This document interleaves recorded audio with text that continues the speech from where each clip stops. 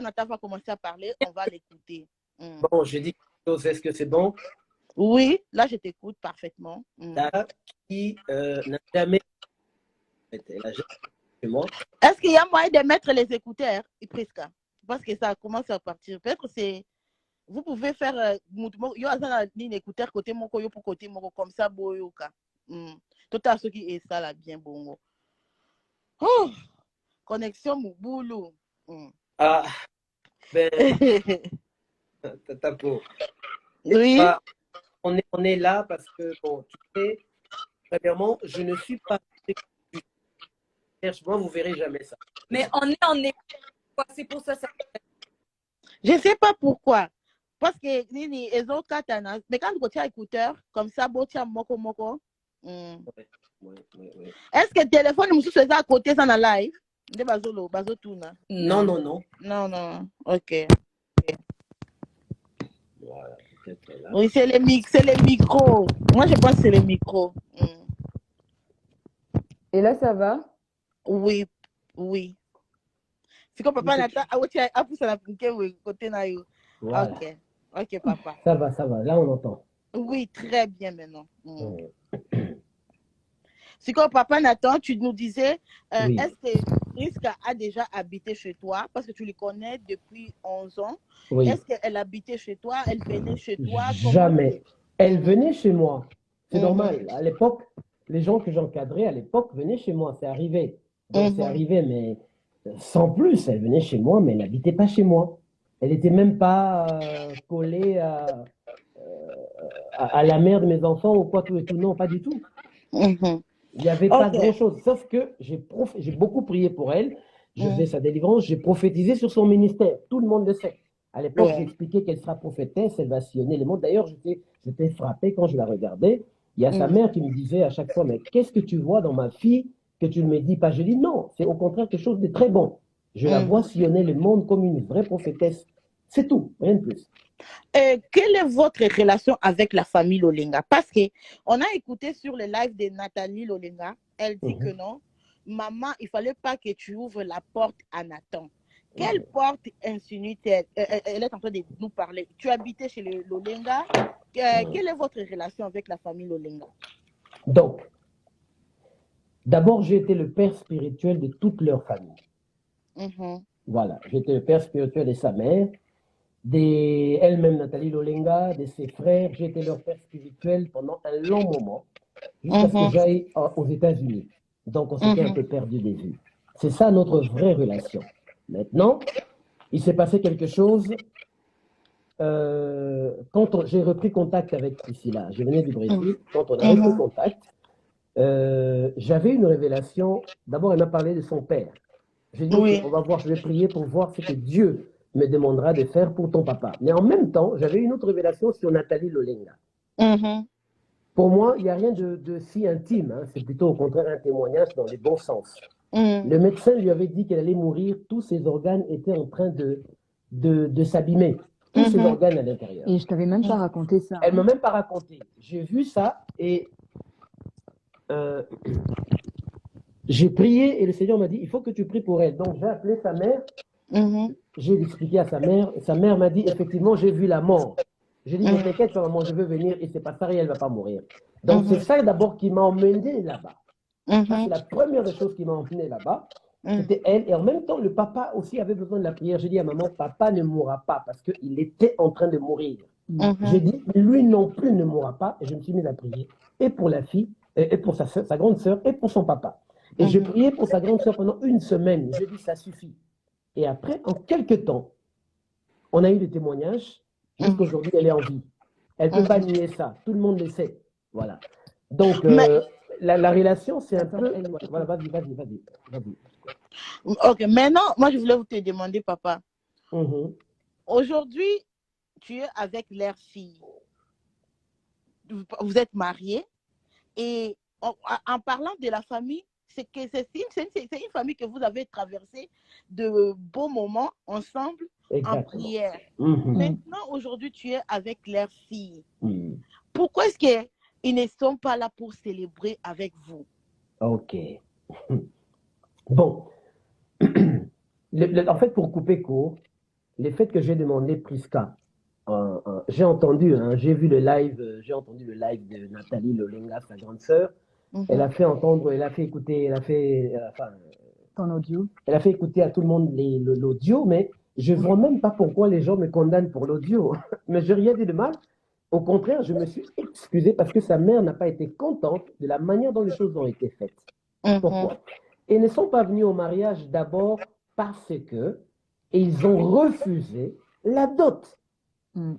Ils ont refusé d'accepter ma dot et ça fait 1 an. Bon, enfin, ça s'est arrêté à un certain moment, ça va faire bientôt 1 an, mais au début, quand j'ai fait ma demande de Priska, parce que moi, c'est que je sais, Tatapo, dans ma famille, je ne peux pas, ils ne peuvent pas aller se présenter quelque part, payer une dot, si elle-même la concernée ne me dit pas oui. Je crois que c'est logique. Quand vous êtes avec quelqu'un, vous vivez avec une personne, c'est bien de se connaître, mais il y a une phase où tu dois demander la main de la personne pour le mariage. Oui, exactement. Et avant d'aller voir sa famille, tu dois d'abord demander à la personne si elle est d'accord. Moi, je ne peux pas aller voir ses parents tant que Priska n'est pas d'accord de m'épouser. Le fait qu'on s'est fréquenté, ça ne veut rien dire. Elle peut dire, oui, mais je t'ai étudié, je vois que tu n'es pas de mon goût, tu n'es pas de mon style. C'est logique. Donc, moi, on m'a reproché parce que je lui ai fait la demande, une surprise, et c'est normal, Priska a mis ça, elle a posté sur Internet, pour eux, on a célébré le mariage sans eux. C'est ça qui s'est passé. C'était l'année passée, au début de l'année passée. Donc, alors, si je comprends bien, papa, excusez-moi, oui. Tu as demandé Priska en mariage et eux n'ont pas voulu que tu demandes ça sans d'abord les informer. Oui, ça. C'est ça, oui. C'est ça. Mais moi, tel que je connais, tel que je sais, quand j'ai parlé à ma famille, tout ça, enfin, toute ma famille l'aime beaucoup. Donc, elle est déjà dans ma famille. Donc, moi, ce que je fais, on m'a dit, écoute, nous, on ne peut pas venir comme ça, on est d'accord, on a vu la fille, on l'apprécie, mais demande d'abord sa main. Si elle te donne l'autorisation, alors elle nous ouvre la porte pour aller voir sa famille. Alors, je ne vois pas pourquoi l'audio fait un scandale, mais effectivement, on me dit que voilà, j'ai menti, j'étais en train de demander pardon à sa mère, mais c'est normal, c'est sa maman. Il faut que, comme sa maman m'a dit, je ne suis pas d'accord, elle m'a insulté, crié, et je n'ai jamais, Tatapo, jamais insulté ni Nathalie, ni quelqu'un, ni un membre de sa famille. Jamais, pas une seule fois. Donc, j'ai dit, maman, je m'excuse si ça s'est passé comme ça, mais elle, Priska, n'était pas au courant, je lui ai fait la surprise, j'ai demandé sa main. Et c'est qui est logique. Si comme elle m'avait dit oui, alors j'ai dit, maintenant, je préviens ma famille pour venir faire la dot. C'est là où, à partir de là, ils ont refusé, ils ont commencé. Quand Jonathan m'a fait la demande, j'étais super contente parce que je ne m'y attendais pas, parce que on n'était pas en train de se fréquenter comme tel ou s'il y avait quelque chose de concret. Mais c'était juste à un moment donné, Nathan de base, il venait beaucoup à la maison pour la prière. Mais un jour, Nathan, il m'a dit, je ne peux plus venir chez vous à la maison comme ça parce que moi, je sens que je commence à tomber amoureuse de toi. Donc, pour le respect de tes parents, moi, je ne sais pas si toi, tu veux marcher avec moi. Donc, je vais plus venir là. Enfin, un long moment, tu venais plus faire les prières, etc. Tu restais à Paris. Et moi, je venais juste uniquement pour travailler. Donc, quand Nathan m'a fait la demande, étant une femme qui a vu beaucoup de qualités chez Nathan et que je le considérais vraiment comme un ami pour moi et qu'on s'entendait super bien, j'ai dit oui. Et je me rappelle avoir pris contact avec ma maman, toute contente, et je l'explique. J'avais déjà posté et tout, j'étais super contente, même les gens qui étaient là ont posté.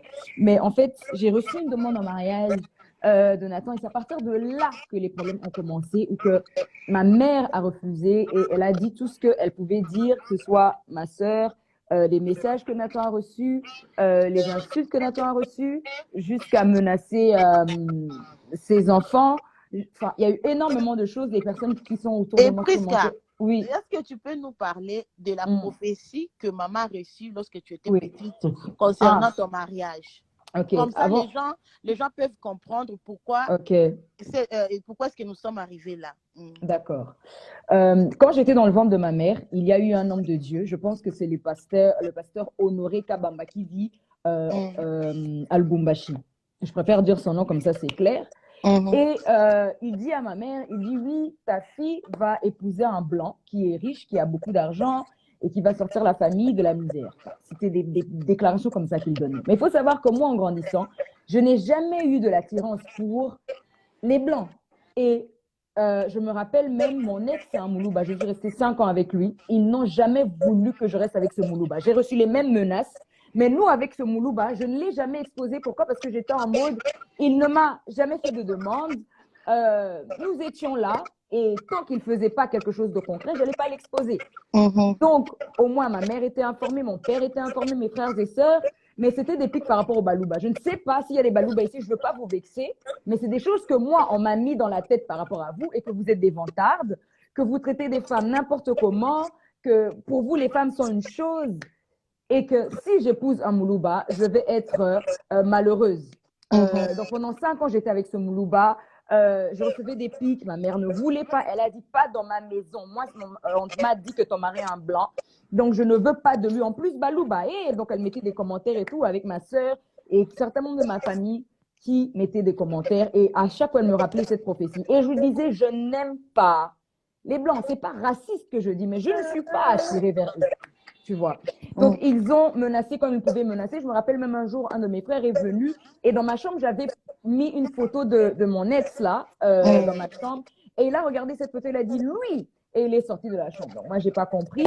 Et par la suite, j'apprends qu'il commençait à rajouter l'entourage de cet ex en question pour un peu scruter. Je me rappelle même un jour, un de mes frères voulait aller taper cet ex Moulouba. Donc, tout ça, j'ai vécu par rapport à cet ex. Donc, pendant 5 ans, j'ai subi ça pour qu'au final, on en arrive à rompre parce que la pression était énorme. Il ne voulait pas un Moulouba, que j'épouse un Moulouba. Et même quand ça arrivait qu'il vienne à une de mes conférences lorsque je prêche, la manière dont les gens de ma famille le toisaient, c'était honteux, c'était dommage.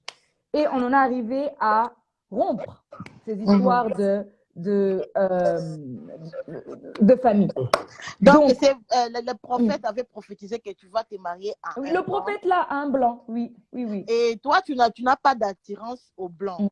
Jusque-là, donc tu n'es pas attiré par des hommes blancs. Je ne suis pas. Tu veux te marier avec un homme noir. Oui. Maintenant, Prisca, les gens m'ont posé des questions pour vous demander. On dit que le prophète Nathan a dit que la dot est diabolique. Je veux savoir pourquoi est-ce que tu as dit ça, parce que à quel moment? Nous sommes des Bantous et la dot pour nous est considérée avant tout mariage. Est-ce que prophète Nathan, la dot, tu n'as pas donné la dot à la famille de Prisca parce que la dot est diabolique ou comment? Tatapo, je suis parmi les jeunes serviteurs de Dieu. Allez vérifier sur mon profil, il y a ce message sur la dot. En tout cas, les gens qui savent vont vous expliquer que j'ai révélé que la dot n'était pas un problème de coutume, mais c'était un principe de Dieu. Je ne peux pas dire que la dot est diabolique parce que c'est moi qui ai donné la révélation qu'il faut donner la dot. Et il y a encore un enseignement qui est sur ma page et sur la mienne Instagram où j'ai expliqué que Adam a payé une dot. Au temps d'Adam, comme il n'y avait pas les parents d'Ève, Dieu lui-même était le père de Ève, il a prélevé quelque chose, la côte d'Adam, qui représentait la dot. Et Jésus, la Bible dit, il a payé pour son épouse, l'Église. Donc, Jésus aussi, on l'a percé, le sang est sorti de l'eau, il avait payé pour sa femme. Donc, j'ai expliqué que Dieu, pour avoir le monde, il a dû donner son Fils unique. En tout cas, la dot, c'est un principe de Dieu. Voilà. Mais seulement, il y a un souci. Que nous, dans les enseignements prophétiques, on appelle ça destitution de l'autorité parentale. Les gens peuvent d'accord ou pas, mais c'est la vérité. C'est dans la Bible. Quand la Bible dit « obéissez à vos parents », mais la ligne qui vient après dit quoi? « Parents, n'héritez pas vos enfants ». Dieu est juste. Donc maintenant, dès l'instant où moi je fais le geste de venir payer ma dot, vous les parents, vous refusez, je suis dans l'obligation, en tant que homme de Dieu, en tant que nous deux, nous sommes des prophètes, nous savons ce que nous faisons, on est obligé d'aller devant Dieu. Parce que les parents eux-mêmes, ils ont refusé la dot. C'est pour ça que le corps de Christ, les hommes de Christ, les hommes de Dieu, les anciens m'ont dit, Nathan, tout ce qui te faut, c'est une seule preuve que les parents ont refusé. C'est ce qu'ils m'ont demandé. Ils ont dit, si tu as une preuve qu'eux-mêmes ont refusé, en tant que des prophètes, vous avez le droit d'aller vers Dieu. Parce que telle qu'elle est là. Si maintenant on va dire, vous allez me dire peut-être qu'il y a des gens qui sont là en train de faire des commentaires pour dire oui, mais si les parents ont refusé, il faut arrêter. Il faut arrêter. Bon, attends, je vais vous poser la question. Imaginez que là où elle est, Dieu lui dit, Prisca, ma servante, va ouvrir une église au Canada. Et maintenant, Prisca va informer ses parents, oui, Dieu m'a dit d'aller au Canada. Et les parents disent, ouais, non, c'est pas bon, il y a trop de Covid au Canada. Il n'y va pas, c'est dangereux. Mais Prisca va obéir à qui? À ses parents ou bien à l'ordre que Dieu lui a donné? Parce qu'elle a à l'ordre que Dieu lui a donné, parce qu'elle appartient à Dieu. Ce n'est pas quelqu'un d'ordinaire, c'est une prophétesse. Attends, hein, je vais. Il y a quelqu'un qui a écrit qu'il fallait chercher les oncles. Quand j'ai parlé avec mon oncle, le petit frère à mon père, parce qu'il faut savoir, il y a la famille de la mère, mais une des choses que j'aimerais vraiment préciser, c'est qu'il y a la famille de la mère qui met la pression, mais la famille de mon père, eux, savent, c'est avec qui eux on a parlé, mais mes oncles sont à Kinshasa. Donc c'est avec eux que j'ai eu à échanger tout ça. Et eux, ils ne sont pas dans tout ce que vous voyez sur les réseaux sociaux, etc., etc.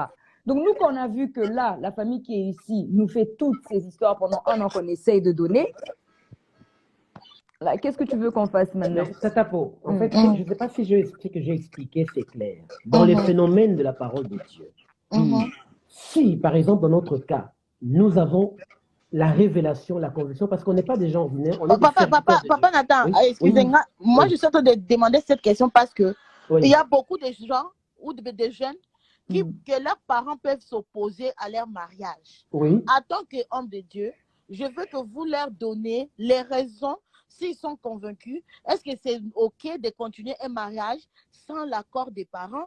Est-ce que c'est biblique? Est-ce que ça honore Dieu ou pas? Alors, ça, c'est une bonne question. Tatapo, mes enseignements sont basés sur la volonté de Dieu. Notre vie doit refléter ce qui est écrit. Jésus a été clair. Que ta volonté soit faite sur la terre comme au ciel. Et l'apôtre Pierre dit dans Jean chapitre 2, il dit, dans Actes chapitre 2, vaut mieux obéir à Dieu qu'aux hommes. Si les enfants voient que les parents... Attends, vous savez qu'on sait très bien qu'il y a des parents qui se sont opposés pour certaines destinées. Hein. Ils ont aussi destiné, il y a des parents qui ont béni leurs enfants, il y a aussi des parents qui ont détruit la destinée de leurs enfants sur ce domaine des mariages. Prisca, quand on dit Prisca, est-ce que moi je peux manipuler quelqu'un comme Prisca? Vous la connaissez comme prophétesse depuis des années. Comment je peux la manipuler? Avec quoi? Vous comprenez? Donc, dès l'instant où les gens savent qu'ils sont dans la bonne voie, que c'est le bon ou la bonne partenaire, ils doivent continuer leur route, aller voir les autorités pour prier pour eux et faire leur mariage et continuer leur vie. Parce que ce n'est pas les parents qui vont vivre à votre place. Les parents, on dit même que les parents sont des dieux sur la terre. Ce n'est pas biblique, c'est écrit où? Les seules personnes à qui Dieu a dit, tu es Dieu, je te fais Dieu, c'est Moïse dans le livre de Exode chapitre 7. Ce sont ses oins, ses serviteurs. Vous voyez, parce que les parents peuvent aussi vous déjouer le plan de Dieu. Donc, si les gens savent que vous savez que vous êtes dans le bon chemin, vous êtes fait l'un pour l'autre, allez voir les hommes de Dieu et continuez votre vie. Vous ne vous séparez pas parce que les parents ne veulent pas, sauf si vous n'êtes pas sûr de vous. Ça, c'est des principes préétablis qu'il faut détruire de nos jours. Alors, papa, je vais vous demander une autre question que beaucoup de gens sont inquiets. Tu es divorcé 3 fois? Ah là là là là là là là. Non, ça c'est n'importe quoi. Anne-Marie, apparemment, tu es en couple avec une Anne. Non, jamais. J'ai jamais entendu parler d'Anne-Marie. En fait, il faut dire la vérité. Ça vient de Nathalie Lolenga. C'est son truc qu'elle est en train de faire. Et je répète encore que malgré tous les lives qu'elle fait, malgré les insultes, je n'ai jamais dit quelque chose. Aujourd'hui, je peux avouer que je lui ai envoyé un live. Un live? Plutôt un voice. Et je ne l'ai pas insulté. J'ai été clair. J'ai dit, Nathalie, si moi je suis un faux prophète, je lui dis même que tous ceux qui sont en train de m'écouter, écoutez-moi très bien. Je lui ai dit, Nathalie, Dieu est le juge qui a jugé Ananias et Saphira et qui les a tués. Si moi, Nathan, je suis un faux prophète, devant ce live, je le déclare encore une fois, 2022 ne finira pas, je veux mourir. Vous allez m'enterrer, je vais rejoindre mes pères. Si je suis un faux prophète, je le redéclare. Mais si je suis un vrai prophète, je marche avec l'Esprit de Dieu, il y a quelque chose qui va se passer. Je l'ai dit. Donc, vous n'êtes pas divorcé 5 fois ou 3 fois? Jamais. Et que apparemment, chaque enfant aurait sa mère aussi. Ça aussi. Et puis, papa, il y a une autre. Donc, tu n'es pas divorcé 5 fois, mais tu es divorcé quand même combien de fois? Si tu peux nous dire. Il n'est pas divorcé plusieurs fois. Écoutez, Tata, je veux te dire qu'avant d'avoir Prisca, je suis allé m'engager avec une Ivoirienne. Moi, je ne suis pas des gens qui cherchent à avoir raison, ça c'est un. Je ne suis pas des gens qui mentent ou qui justifie. Tout ce que je vous dis ici est vrai. Je ne mens pas. Et d'ailleurs, demandez à tous mes enfants à l'église, à chaque fois que je leur enseigne, je dis, ne faites pas ça parce que moi, je l'ai fait, ça m'a emmené ça. Je dis la vérité. Les parents doivent dire la vérité parce que nos erreurs deviennent l'expérience des autres. Je suis allé m'engager par colère. Après, quand j'ai eu des problèmes avec la mère de mes enfants, c'était une histoire terrible. Je suis allé m'engager avec une Ivoirienne qui avait un autre ministère à côté. Donc, on n'a pas abouti, on s'est séparés par compatibilité. Donc, en tout cas, les gens qui savent, ils peuvent le témoigner. Donc, c'est que Nathalie est en train de dire, il est juste en train d'extrapoler. Donc, après, si je comprends bien, après la mère de votre enfant, tu étais Oui. en colère par rapport à ce qui s'était passé. Bon, je n'ai pas accepté, oui. Tu étais parti s'engager à une Ivoirienne et ça n'a pas marché. Non. Maintenant, tu es avec Priska. Voilà. Je veux bien éclaircir ça. Je veux être très clair pour que les mensonges s'arrêtent.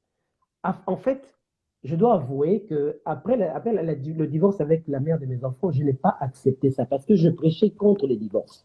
Quand je dis contre les divorces, je ne condamnais pas les hommes de Dieu parce que les hommes de Dieu, à l'époque, m'ont condamné en disant oui, mais lui-même, il condamnait les gens. Je n'ai jamais condamné un homme. J'ai condamné l'acte du divorce. Je disais, choisissez bien pour vivre bien. C'était ça mon slogan. Donc, j'empêchais les gens à entrer dans un mariage pour divorcer plus tard. C'est ce qui s'est passé. Maintenant, quand ça m'est arrivé, je n'ai pas accepté ça. J'avoue, aujourd'hui, c'était une période sombre de ma vie où j'étais fâché contre Dieu. J'ai dit, Seigneur, comment tu peux me laisser? Parce que Dieu me l'a révélé quand j'avais 18 ans, que j'allais rencontrer ça. Mais j'ai dit, Seigneur, j'ai tellement lutté, mais comment c'est quand même arrivé?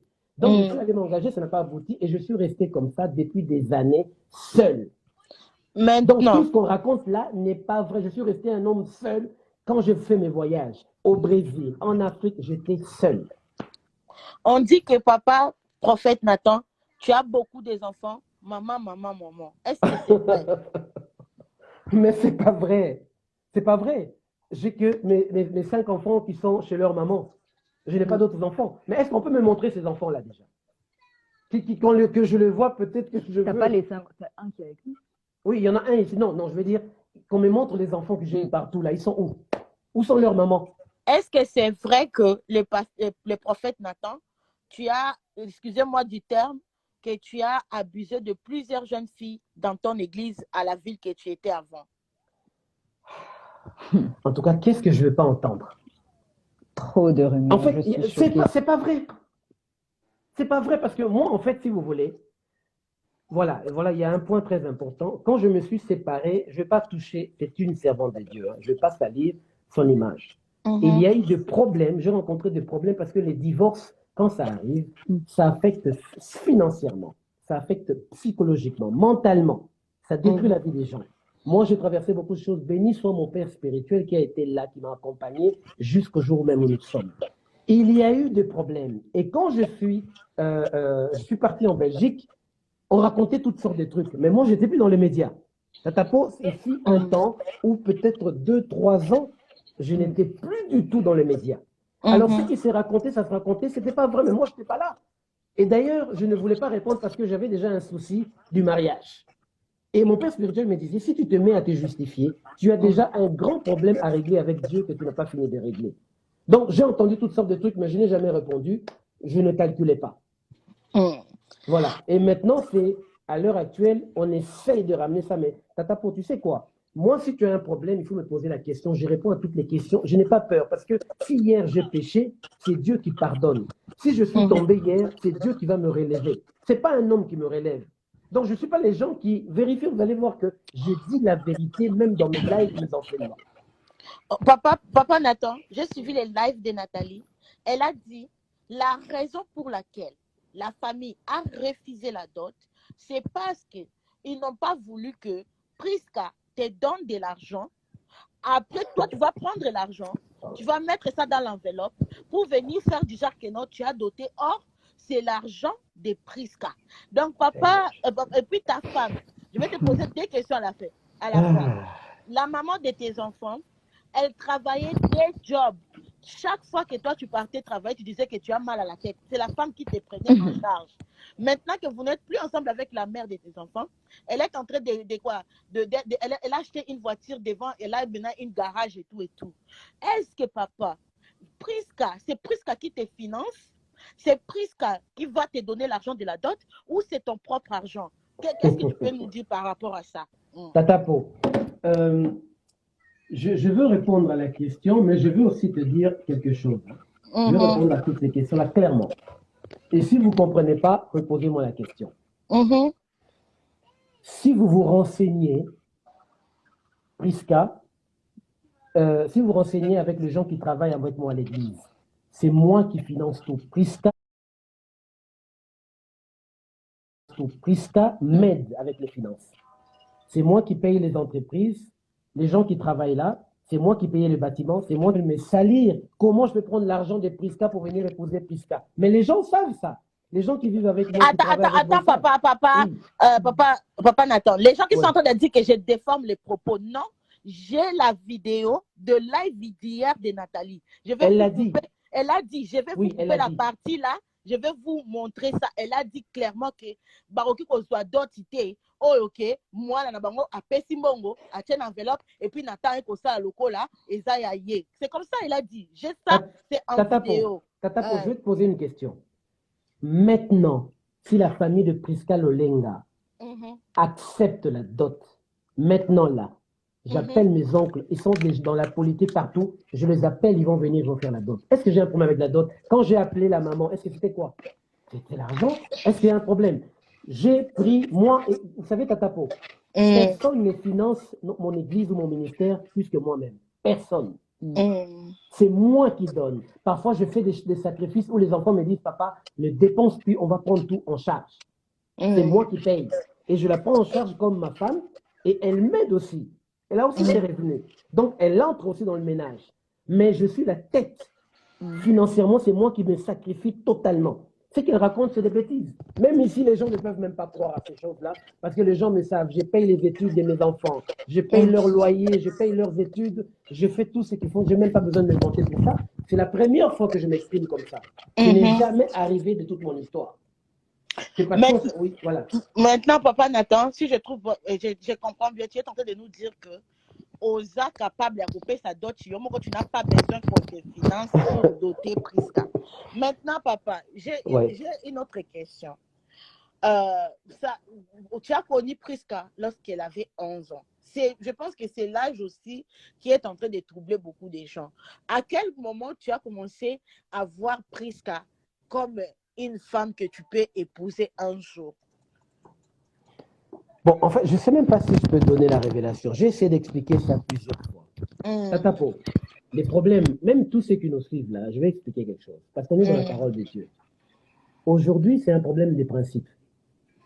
Des enseignements qu'on a eus, les raisonnements qu'on a dans notre tête qui ne bougent pas. On nous a appris ça, on nous a éduqués comme ça. C'est ça qui se passe aujourd'hui. C'est pour ça que les gens sont là en train de dire, non, c'est pas Dieu, Dieu ne peut pas faire ça. Mais si, bien sûr que Dieu peut tout faire. Pourquoi? Parce que toi, les gens qui sont ici, les gens en général, ils sont liés, conduits par les 10 commandements. Et l'éducation qu'ils ont reçue, c'est pour ça qu'ils ont des limites dans ce qu'ils font. On ne fait pas ça comme ça. Mais par contre, Dieu n'est pas chrétien. Dieu n'obéit pas aux 10 commandements parce que Dieu est Dieu. Dieu fait ce qu'il veut. Alors, qui peut me démontrer que bibliquement, le fait que je sois plus âgé qu'elle, c'est un problème biblique? En plus, tu n'as même pas 50 ans, tu n'as même pas 55 ans. Qui peut me démontrer ça? Nathalie a dit que tu as 55 ans. Et vous avez... donc, mais Prisca m'a dit hier que vous avez 17 ans de différence. Exactement. 17 ans de différence. Oui, vas-y. Moi, je voulais juste savoir que est-ce que tu as commencé à avoir des feelings pour elle lorsqu'elle est devenue majeure ou depuis qu'elle était toute petite? Non. Mais quand je vous dis qu'elle était toute petite, elle avait 11 ans. Je crois qu'elle avait 11 ans, donc il y a longtemps. Mais j'ai commencé à avoir des feelings avec elle quand je suis revenu de l'Angleterre. L'année dernière, quand on a repris contact. C'est l'année dernière. L'année dernière. Au début, je refusais parce que dans ma tête, c'était inconcevable. Je dis, mais non, c'est pas possible. Je voulais essayer de lutter, de me battre avec ça. Et je l'ai dit même, j'ai expliqué à tout le monde. Mais à un certain moment, après avoir prié, j'ai compris que c'était la bonne voie. Et quand je me suis mise avec elle, le Seigneur s'est manifesté. Donc, je ne peux même pas avoir je peux même pas avoir le moindre doute comme ça. Donc, j'ai commencé à avoir des sentiments pour elle dernièrement, l'année dernière. Ah, et puis, en plus, il faut savoir que Prisca, on ne se voyait plus. Ça faisait un long moment, des années, on ne se voyait même plus. Donc, je ne peux pas avoir des sentiments pour elle parce qu'on ne se voyait pas. Je la voyais, je voyais son ministère, son parcours sur Internet, mais on ne se voyait pas, on ne se parlait même pas. Parce que bon, est-ce que tu dormais chez eux? C'est lorsque tu as commencé à sortir avec Prisca dans la maison de ses parents, ou ça s'est passé comment? C'est une bonne question. Dis-leur, quand j'ai commencé à avoir des sentiments pour toi, qu'est-ce que je t'ai dit? Elle va vous expliquer. Donc, Nathan, au départ, il venait, comme je te dis, pour les prières. Il faisait des retraites avec ma mère, si je dois le dire. Et moi, des fois, je n'étais même pas impliquée dans vos prières parce que ça ne me regardait pas. Pour dire la vérité, ça ne me regardait pas parce que j'étais en mode, lui, il vient faire des prières avec eux et tout ça. Et qu'est-ce qui s'est passé par la suite? Et qu'un jour, Nathan me fait asseoir et me dit, écoute, je vais plus pouvoir venir chez tes parents pour les prières parce que moi, je suis un homme de Dieu et je suis un homme droit. Et je commence à avoir des sentiments pour toi. Et moi, j'étais choquée. Je me suis dit, ça va se passer comment, tu vois? Et moi, au fond de moi, je n'avais pas des sentiments pour Nathan. Ça, on doit se le dire. Je n'avais pas des sentiments pour Nathan.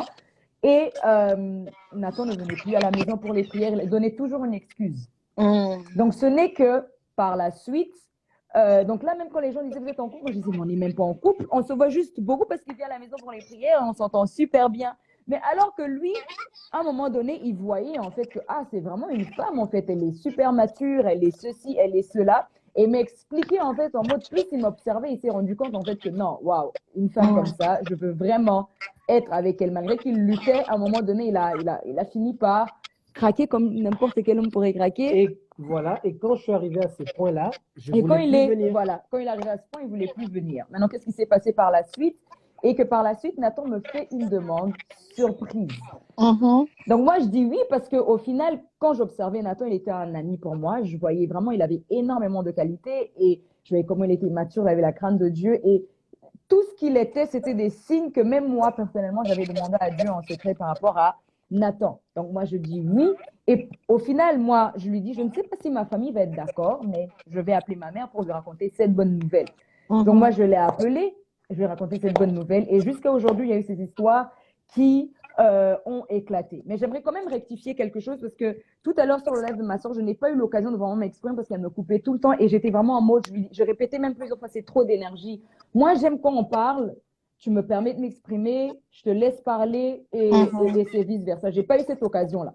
J'aimerais rectifier quand même quelque chose.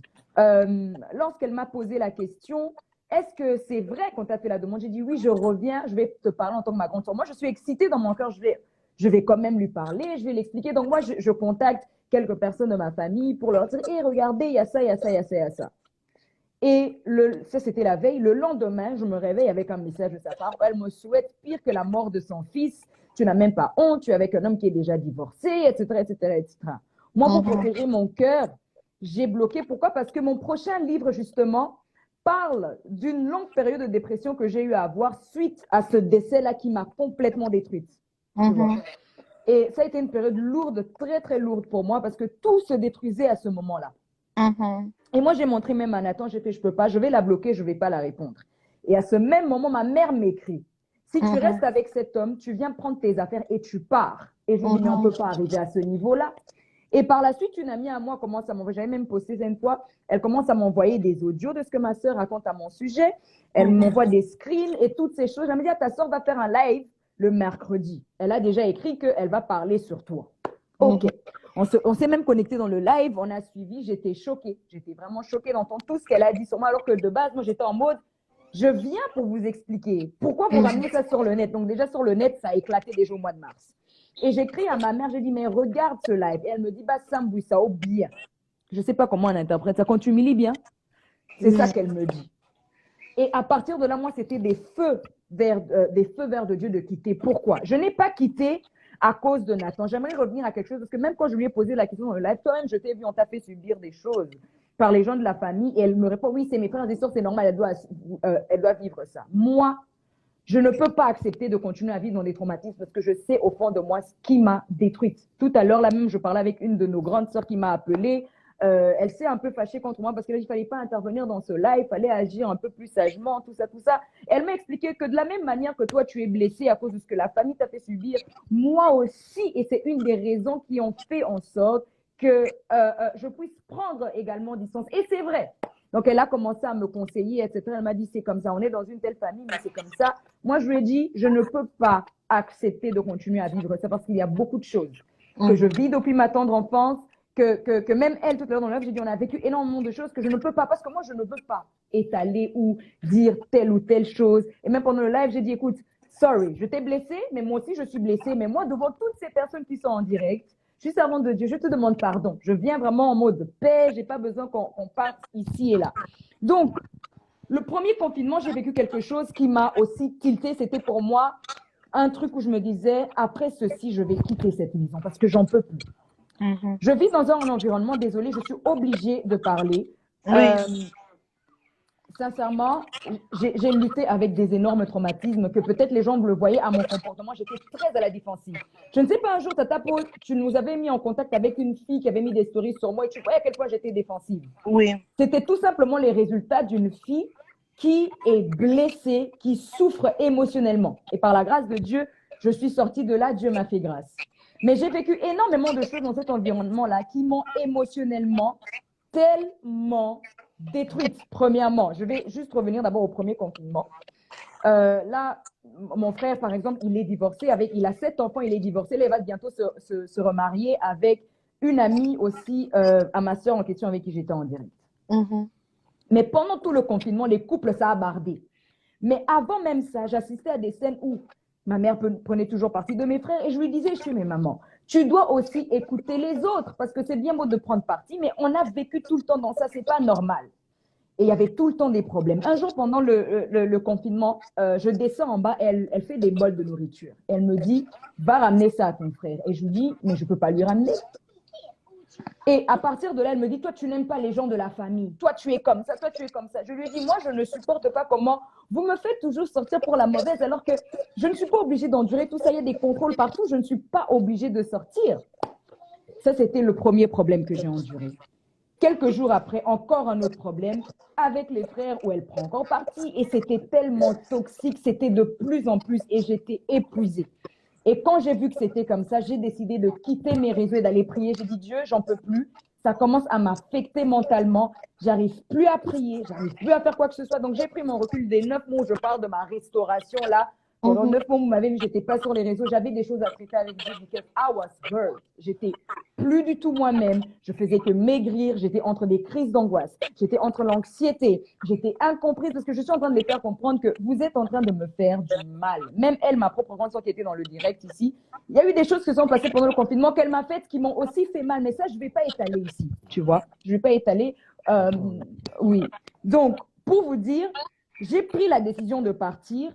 Quand j'ai vu que ce comportement toxique que j'ai vécu pendant le confinement s'est aggravé.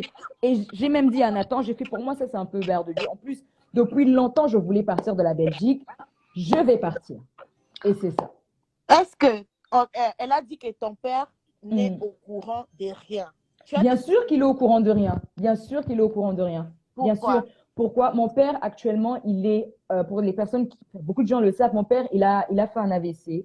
Et il est malade. Il est malade et il ne peut rien faire. Il ne peut rien faire. Il n'a aucun pouvoir. Il ne sait rien gérer. Donc, je ne peux même pas vous dire comment je peux avoir accès à lui, si ce n'est que par ma mère. Mais du côté de ma mère, dès que j'essaye, ça part également en insulte. Voilà. Maintenant, Prisca, oui. Lorsque je vois sur le live ta sœur dire que tu ne peux pas te mettre devant les gens et leur prêcher, toi-même, tu es impoli, donc le message que tu as pu l'envoyer. Parce que Prisca, à part que non, je te parle comme ça, il faut voir les gens qui te suivent, tu vois, sur les réseaux bien sociaux. sûr. Tu es prophétesse et il y a des gens vraiment qui croient à la parole que tu leur prêches. Voilà.